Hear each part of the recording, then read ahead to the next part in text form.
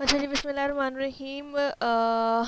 सबसे पहले तो हम बात कर लेते हैं एक्सेल की कुछ बेसिक चीज़ों के बारे में, जो कि हमारे जॉब पॉइंट ऑफ व्यू से काफ़ी हमारे लिए जो है रिलेटेबल होती हैं, फ़ायदेमंद होती हैं। तो सबसे पहले मेरे पास डिफरेंट शीट्स के अंदर डिफरेंट टास्क मौजूद हैं। सबसे पहली शीट के अंदर मेरे पास डेटा मौजूद है, जिसको यूज़ करते हुए मैंने आगे जो है शीट्स कंप्लीट करनी है। ठीक है। सबसे पहले तो आप समझ लीजिए डेटा हमारे पास वो तमाम वैल्यूज़ होती हैं जो हम किसी एक जगह पर मेंटेन कर रहे होते हैं। अब वो किसी सर्वर, किसी डेटाबेस के अंदर भी हो सकता है और वो मैनुअल एंट्रीज़ के थ्रू भी हो सकता है। यानी कि जैसे आप ओरेकल सर्वर यूज़ कर रहे हैं या किसी की जगह कोई जो है कोई सॉफ्टवेयर यूज़ हो रहा है जहाँ से डेटा फैच होता है, तो उसके ऊपर जो है आप फिर चीज़ें परफॉर्म करते हैं, ऑपरेशन परफॉर्म करते हैं। तो वो सारी चीज़ें सेट ऑफ नंबर्स हमारे पास डेटा कहलाते हैं। मुख्तलिफ़ चीज़ों के अगेंस्ट मुख्तलिफ वैल्यूज़ दी हुई होती हैं उसके अंदर, रॉज और कॉलम्स के अंदर। अच्छा जी, अब मेरे पास फॉर एग्जांपल लेट्स से कि मेरे पास ये डेटा मौजूद है किसी मेरी ऑर्गेनाइजेशन का, जिसके अंदर जो है एम्प्लॉय नेम्स मौजूद हैं, नजम, हमजा, हफ्सा, फ़कीर, फ़ाहद, रमशा, राहिबा, मुबशरा और माजिया, मुहिब। ठीक है। उसके अगेंस्ट से उनके डिपार्टमेंट मेंशन हुए हुए हैं और उसके उनके रैंक मेंशन हुए हुए हैं। उसके बाद उनकी सैलरीज़ का ब्रेकअप दिया हुआ है कि बेसिक इतनी है, ग्रॉस सैलरी इतनी बनेगी, ठीक है, एक्स्ट्रा अलाउंस इतना मिलेंगे, मोबाइल अलाउंस इतना मिलेंगे। तो बताएं टोटल सैलरी कितनी बनेगी ना। अच्छा, अब यहाँ पे तो मैंने रैंडम चीज़ें डाली हुई थी, ये डिलीट करके मैं आपको फाइंड आउट करने का तरीक़ाकार भी सिखा देती हूँ।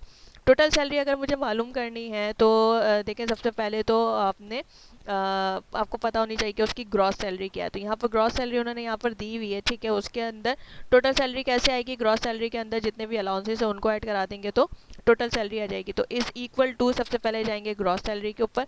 ग्रॉस सैलरी के अंदर आपने ऐड करा देना है, जमा करा देना है एक्स्ट्रा अलाउंस को, फिर आपने ऐड करा देना है किसको, मोबाइल अलाउंस को। ठीक है। इन तीनों का जो सम होगा वो टोटल सैलरी बनाएगा। तो यानी कि नजम की जो कि एचआर का ऑफिसर है, टोटल सैलरी कितनी बन गई, 55,000 बन गई। इसी तरीके से इसको डबल क्लिक करके ड्रैग कर देंगे तो ये सारी की सैलरीज नीचे तक आपको कैलकुलेट करके दे देगा। कॉपी पेस्ट भी कर सकते हैं, कंट्रोल डी भी कर सकते हैं। कंट्रोल डी करने से क्या होता है, कंट्रोल डी करने का तरीक़ेकार भी बता देती हूँ कि जिस सेल से लेके जिस सेल तक आपको फार्मूला कॉपी डाउन करना है, आपने वो पूरी सिलेक्शन बनाई। ठीक है। सिलेक्शन आप शिफ्ट और एरो की मदद से भी बना सकते हैं और कीबोर्ड के माउस के क्लिक के थ्रू भी सेलेक्ट कर सकते हो। ठीक है।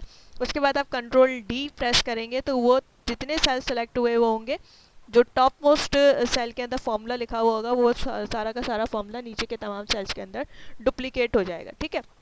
अच्छा, उसके बाद से आपने डिडक्शन यहाँ पर दी हुई है। डिडक्शन के अंदर जो है फॉर एग्जांपल के सैलरी के अंदर से जो है डिडक्शन हर एम्प्लॉय की, किसी की 2,000 रुपये डिडक्शन हो जाती है, किसी की 1,500। वो मतलब कि डिपेंड करता है कि आपने क्या इसकी पॉलिसी रखी हुई है, उस हिसाब से डिडक्शन आप यहाँ पे लगाते हैं। ठीक है।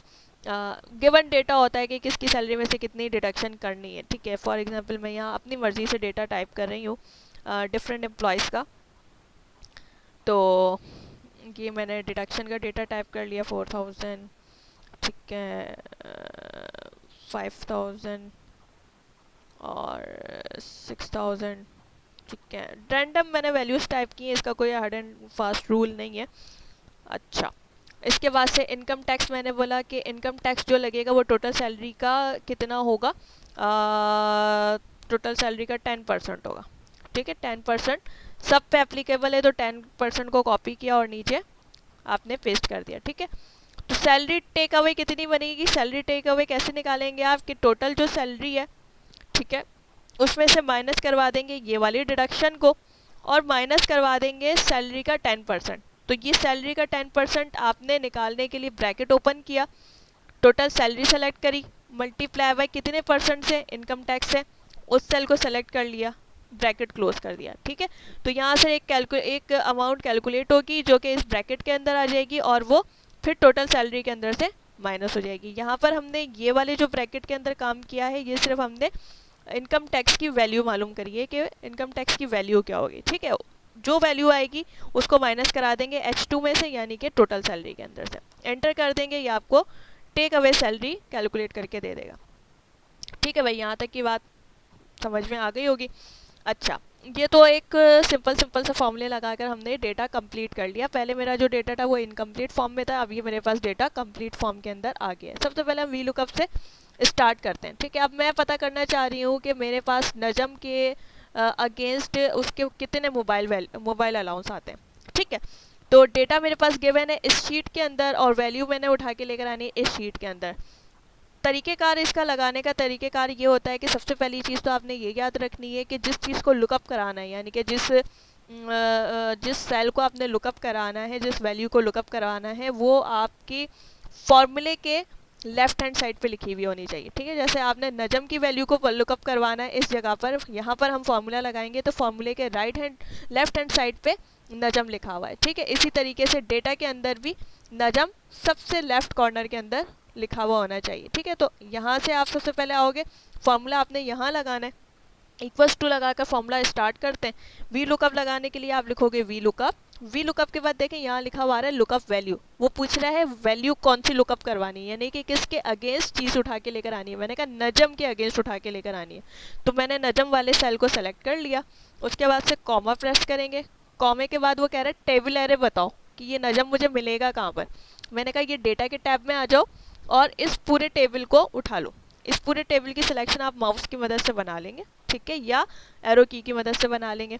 ठीक है, एरो की ज़्यादातर मोस्टली यूज़ नहीं करते लोग, माउस से यूज़ करते हैं, तो आप माउस से पूरा का पूरा डेटा टेबल सेलेक्ट कर लेंगे। अब आप जब देखते हैं कि माउस से सेलेक्ट करने के बाद आपको यहाँ पर लिखा हुआ आ रहा है 11R और 11C, यानी कि इसके अंदर 11 रॉज हैं और 11 कॉलम है।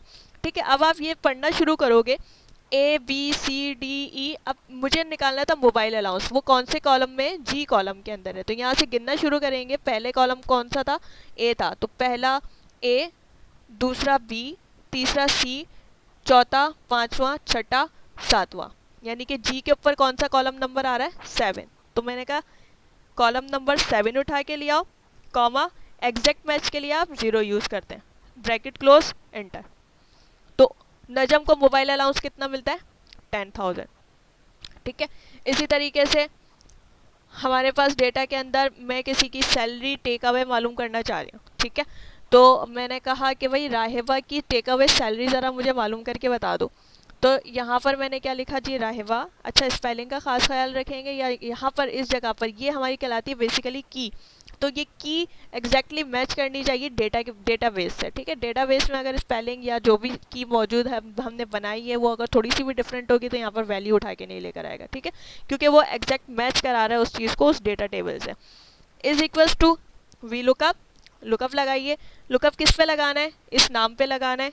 ये नाम कहाँ मौजूद है, इस डेटा टेबल के अंदर, इस रॉ से इस कॉलम तक ये नाम ढूंढ सकते हैं हम। ठीक है, इस पूरे डेटा सेट के अंदर ये नाम मौजूद है और इस डेटा सेट के अंदर से सैलरी टेक अवे के पे मौजूद है। तो के पे कौन सा कॉलम नंबर बन रहा है, ए से कॉलम नंबर गिनना शुरू करेंगे हम, 1 2 3 4 5 6 7 8 9 10 11। ठीक है, और नीचे लिखा हुआ भी आखिरी कॉलम क्या आ रहा है, 11। तो 11 कॉलम नंबर हो गया 11। ठीक है, कॉमा 0 एग्जैक्ट मैच करने के लिए। ठीक है, एंटर करेंगे तो राहिबा की टेक अवे सैलरी कितनी नहीं हो गई, 82,300। तो ये वी लुकअप लगाने का सबसे आसान तरीन फार्मूला है। ठीक है, आपने किसी चीज़ को कहीं पर भी कुछ नहीं पढ़ना, कुछ नहीं समझना, आपने सिर्फ इस चीज़ को समझना है, इस लॉजिक को समझना है कि वी लुकअप लगाते वक्त आपने ख्याल रखना है कि जब हम फार्मूला लिख रहे होते हैं तो जो चीज़ हम सर्च कराने जा रहे हैं, जिस चीज़ के अगेंस्ट वैल्यू सर्च कराने जा रहे हैं, वो आपके फॉर्मूला सेल के लेफ़्ट साइड पे लिखी हुई होनी चाहिए। ठीक है, लेफ़्ट साइड से आपने उसको सेलेक्ट किया, देन कॉमा, उसके बाद आपने टेबल एरे डालना है। टेबल एरे का मतलब कि वो पूरा टेबल जिसके अंदर से आपने उस वैल्यू को सर्च कराना है। ठीक है, उसके बाद से उसका कॉलम इंडेक्स नंबर और हर चीज़ को सेलेक्ट करने के बाद कॉमा लगाते जाना है। कॉलम इंडेक्स नंबर आप डालेंगे, कॉलम इंडेक्स नंबर यानी कि डेटा जहाँ से शुरू हो रहा है वहाँ से लेके जिस कॉलम पे हमने जाना है कितने कौन से नंबर ऑफ कॉलम पे वो मौजूद है, पहले कॉलम पे, दूसरे कॉलम पे, तीसरे कॉलम पे, चौथे कॉलम पे, पांचवें कॉलम पे, जितना लंबा डेटा है और जितने कॉलम्स आपने इंक्लूड करवाएं। ठीक है, फिर कॉमा और रेंज लुकअप देनी है कि आपने 0 मैच कराना है, एग्जैक्ट मैच कराना है या फिर मिलता जुलता मैच कराना है। तो मिलता जुलता मैच हम